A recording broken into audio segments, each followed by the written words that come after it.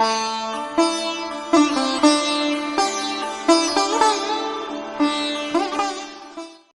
की जय। बोलिए वृंदावन बिहारी लाल की जय हो। श्री राधा माधव सरकार की जय। श्रीमद् भागवत कथा चतुर्थ स्कंद प्रथम अध्याय। महाराज मनु की कन्याओं के वंश का वर्णन। मैत्रेय जी कहते हैं, विदुर जी स्वयंभू मनु के महारानी शत्रुपा से प्रियव्रत उत्तानपाद इन दो पुत्रों के सिवाय 3 कन्याएं भी हुई। उनके नाम आकुति, देवहूति और प्रसूति थे। आकुति का यद्यपि उसके भाई थे तो भी महारानी शत्रुपा की अनुमति से उन्होंने रुचि प्रजापति के साथ पुत्रिका धर्म के साथ विवाह किया। प्रजापति रुचि भगवान के अनन्य चिंतन के कारण ब्रह्म तेज से संपन्न थे।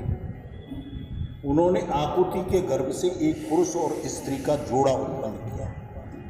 उनमें जो पुरुष था वह साक्षात यज्ञ रूपधारी भगवान विष्णु थे और जो स्त्री थी वह भगवान से कभी अलग न रहने वाली लक्ष्मी जी की अंश रूपा दक्षिणा थी।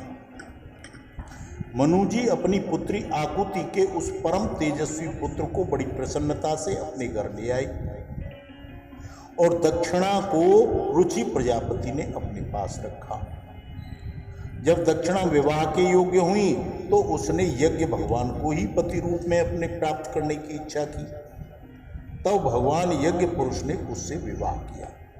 इससे दक्षिणा को बड़ा संतोष हुआ। भगवान ने प्रसन्न होकर उससे 12 पुत्र उत्पन्न किए। उनके नाम हैं तोष, प्रतोष, संतोष, भद्र, शांति, इडस्पति, इद्म, कवि, विभु, स्वर्ण, सुदेव और रोचन। ये ही स्वयंभू मनवंतर में तुषित नाम के देवता हुए। उस मनवंतर में मरीच आदि सप्तर्षि थे। भगवान यज्ञ ही देवताओं के अधीश्वर इंद्र थे और महान प्रभावशाली प्रियव्रत एवं उत्तानपाद मनु के पुत्र थे। वह मनवंतर उन्हीं दोनों के बेटों, पोतों और दोहित्रों के वंश से भर गया। प्यारे विदुर जी, मनु जी अपनी दूसरी कन्या देवहूति कर्दम जी को ब्याही थी। उसके संबंध की प्राय सभी बातें मैं आपको सुना चुका हूं। भगवान मनु ने अपनी तीसरी कन्या का विवाह ब्रह्मा के पुत्र दक्ष प्रजापति से किया था। उसकी विशाल वंश परंपरा तो सारी त्रिलोकी में फैली। मैं कर्दम जी की 9 कन्याओं का, जो 9 ब्रह्मर्षियों से ब्याही गई थीं, पहले ही वर्णन कर चुका हूं। अब उनकी वंश परंपरा का वर्णन सुनो। मरीच ऋषि की पत्नी कर्दम जी की बेटी कला से कश्यप और पूर्णिमा नाम के 2 पुत्र उत्पन्न हुए, जिनके वंश से यह सारा जगत भरा हुआ है। शत्रुतापन विदुर जी, पूर्णिमा के विरज और विश्वग नाम के 2 पुत्र तथा देवकुल्या नाम की एक कन्या हुई। यही दूसरे जन्म में श्रीहरि के चरणों की धोवन से देव नदी गंगा के रूप में प्रकट हुई।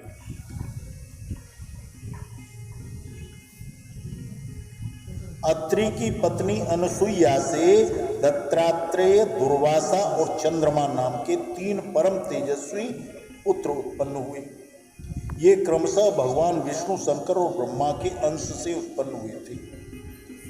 विदुर जी ने पूछा, हे गुरुदेव, कृपा कर यह बतलाइए कि जगत की उत्पत्ति, स्थिति और अंत करने वाले इन सर्वश्रेष्ठ देवों ने अत्रि मुनि के यहाँ क्या करने की इच्छा से अवतार लिया था।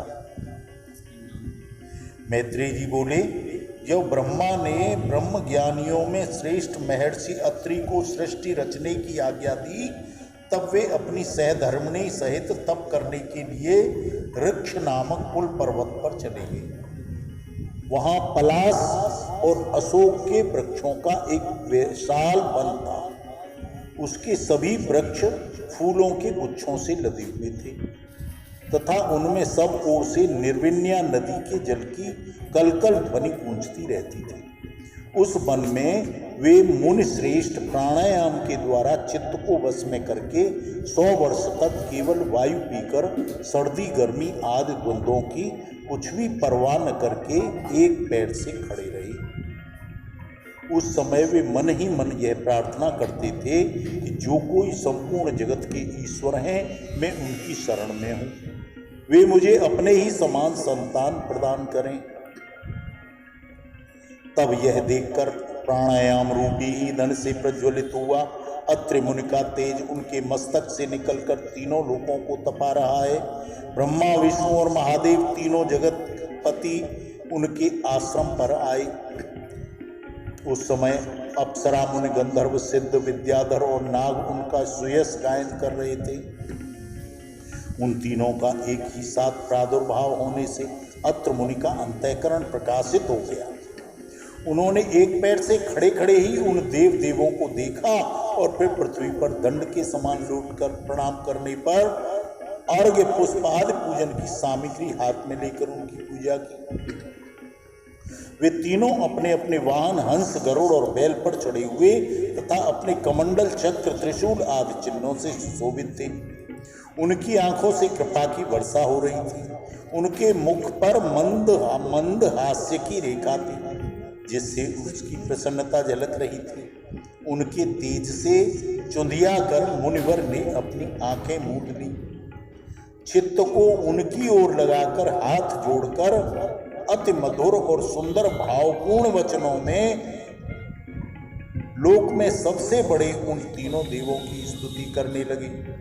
अत्रि मुनि बोले, हे भगवान, प्रत्येक कल्प के आरंभ में जगत की उत्पत्ति स्थिति और लय के लिए जो माया के सत्व आदि तीनों गुणों का विभाग करके भिन्न भिन्न शरीर धारण करते हैं, वे ब्रह्मा विष्णु और महादेव आप ही हैं। मैं आपको प्रणाम करता हूँ। कहिए, मैंने जिनको बुलाया था आप में से वे कौन से महानुभाव हैं? क्योंकि मैंने तो संतान प्राप्ति की इच्छा से केवल एक सुरेश्वर भगवान का चिंतन किया था। फिर आप तीनों ने यहाँ पधारने की कृपा कैसे की? आप लोगों तक तो देहधारियों के मन की गति नहीं है, इसलिए मुझे बड़ा आश्चर्य हो रहा है। आप लोग कृपा करके मुझे इसका रहस्य बतलाइए। मैत्रेय जी कहते हैं, हे समर्थ विदुर जी, अत्रि मुनि के ये वचन सुनकर तीनों देव हंसने लगे और उनके सुमधुर वाणी में इस प्रकार बोले। देवताओं ने कहा, हे ब्रह्मन, तुम सत्य संकल्प हो, अतः तुमने जैसा संकल्प किया था वही होना चाहिए। उससे विपरीत कैसे हो सकता है? तुम जिस जगदीश्वर का ध्यान करते हो वह हम तीनों ही हैं। प्रिय महर्षि, तुम्हारा कल्याण हो। यहाँ हमारे ही अंश 3 जगत उत्पन्न होंगे और तुम्हारे सुंदर यश का विस्तार करेंगे।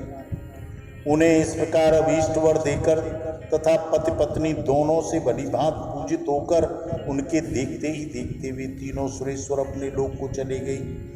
ब्रह्मा जी के अंश से चंद्रमा, विष्णु के अंश से योगवेत्ता दत्तात्रेय जी और महादेव जी के अंश से दुर्वासा ऋषि अत्रि मुनि के पुत्र के रूप में प्रकट हुए। अब अंगिरा ऋषि की संतानों का वर्णन सुनो। अंगिरा की पत्नी श्रद्धा ने सिनी वाली, कुहू, राका और अनुमति इन 4 कन्याओं को जन्म दिया। इसके सिवा उनके साक्षात भगवान उतथ्य जी और ब्रह्मनिष्ठ बृहस्पति जी ये 2 पुत्र भी हुए जो स्वारोचित मनवंतर में विख्यात हुए। पुलत्स्य की उनकी पत्नी के अविर्भू से महर्षि अगस्त्य और महातपस्वी विश्रवा ये 2 पुत्र उत्पन्न हुए।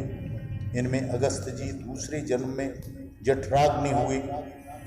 विश्रवा मुनि के इडविडा के गर्भ से यक्षराज कुबेर का जन्म हुआ और उनकी दूसरी पत्नी केसनी से रावण, कुंभकर्ण और विभीषण 3 पुत्र उत्पन्न हुए। हे महामते, महर्षि पुलह की स्त्री परम साध्वी, गति से कर्मश्रेष्ठ, वरीयान और सहिष्णु ये 3 पुत्र उत्पन्न हुए। इसी प्रकार क्रतु की पत्नी से क्रिया ने ब्रह्म तेज से देदीप्यमान बालकिल्य आदि 60,000 ऋषियों को जन्म दिया। हे शत्रुतापन विदुर जी, वशिष्ठ की पत्नी ऊर्जा, अरुंधति से चित्रकेतु आदि 7 विशुद्ध चित्त ब्रह्मर्षियों का जन्म हुआ। उनके नाम चित्रकेतु, सुरुचि, विरजा, मित्र, उल्वण, वृषभान और द्युमान थे। इनके सिवा उनकी दूसरी पत्नी से शक्ति आदि और भी कई पुत्र उत्पन्न हुए। अथर्वा मुनि की पत्नी चित्ती ने दधीच नाम के एक तपोनिष्ठ पुत्र को उत्पन्न किया, जिसका दूसरा नाम अश्वसिरा था। अब भृगु ऋषि के वंश का वर्णन सुनो।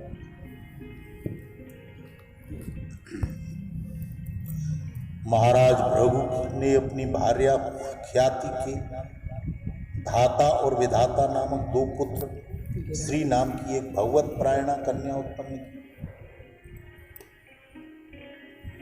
मेरु ऋषि ने अयाति और नयति नाम की 2 कन्याएं क्रमशः धाता और विधाता को ब्याही। उनसे उनके मृकंड और प्राण नाम के पुत्र उत्पन्न हुए। उनमें से मृकंड के मार्कंडेय और प्राण के मुनीश्वर वेदशिराज का जन्म हुआ। भृगु जी के एक कवि नाम के पुत्र भी थे, उनके भगवान उष्णा हुए। विदुर जी, इन सब मुनीश्वरों ने भी संतान उत्पन्न करके सृष्टि का विस्तार किया। इस प्रकार मैंने तुम्हें यह कर्दम जी के दोहित्रों की संतान का वर्णन सुनाया है। जो पुरुष इसे श्रद्धापूर्वक सुनता है, उसके पापों को यह तत्काल नष्ट कर देता है। बोलिए